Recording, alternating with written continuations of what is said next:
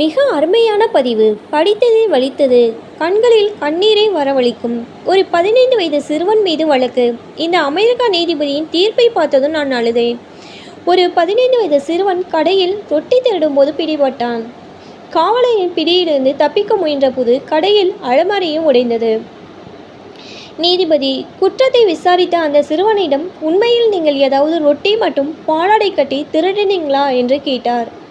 சிறுவன் கீழே பார்த்து பதிலளித்தான், ஆம். நீதிபதி, ஏன்? பையன், அது எனக்கு தேவைப்பட்டது. நீதிபதி, நீங்கள் வாங்கியிருக்க முடியாதா? பையன், பணம் இல்லை. நீதிபதி, குடும்பத்திடம் இருந்து பெற்றுக்கொண்டிருக்கலாமே. பையன், வீட்டில் நோய்வாய்ப்பட்ட மற்றும் வேலையில்லாத அம்மா மட்டும்தான் இருக்காங்க. நீதிபதி, நீங்கள் எதுவும் செய்யவில்லையா? பையன், கார் கழுவுவது வழக்கம். என் அம்மாவை கவனித்து கொள்ள ஒரு நாள் விடுமுறை எடுத்தபோது நான் வேலையிலிருந்து நீக்கப்பட்டேன்.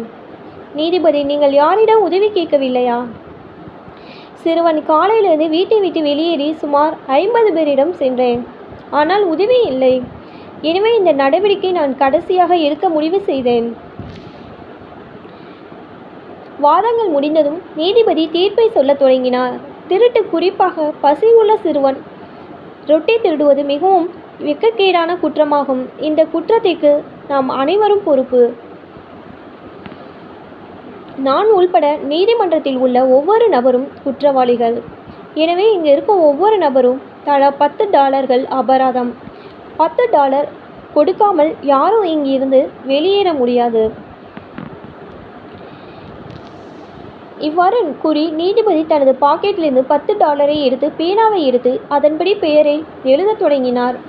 மேலும் பசித்த குழந்தையை போலீசாரிடம் ஒப்படைத்ததற்காக கடைக்கு $1000 அபராதம் விதிக்கிறேன். 24 மணி நேரத்துக்குள் அபராத தொகையை டெபாசிட் செய்யவிட்டால் கடைக்கு சீல் வைக்க நீதிமன்றம் உத்தரவிடும்.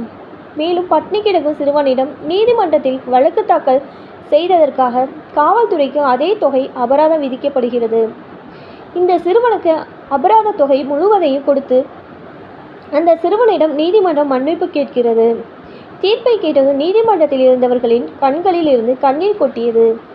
அந்த சிறுவனின் கை விலங்குகளும் அவிழ்க்கப்பட்டன. நீதிமன்றத்திலிருந்து வெளியே வந்த நீதிபதி சிறுவன் மீண்டும் பார்த்து கொண்டிருந்தான். நமது சமூக அமைப்புகளும் நீதிமன்றங்களும் அத்தகைய முடிவை எடுக்க தயாரா?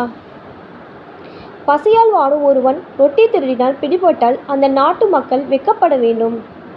இது உங்கள் இதயத்தை தொட்டால் உதவி செய்ய ஒருவரை தேர்ந்தெடுங்கள். உங்களை சுற்றி உள்ளவர்கள் உணவு இல்லாமல் தூங்கக்கூடாது.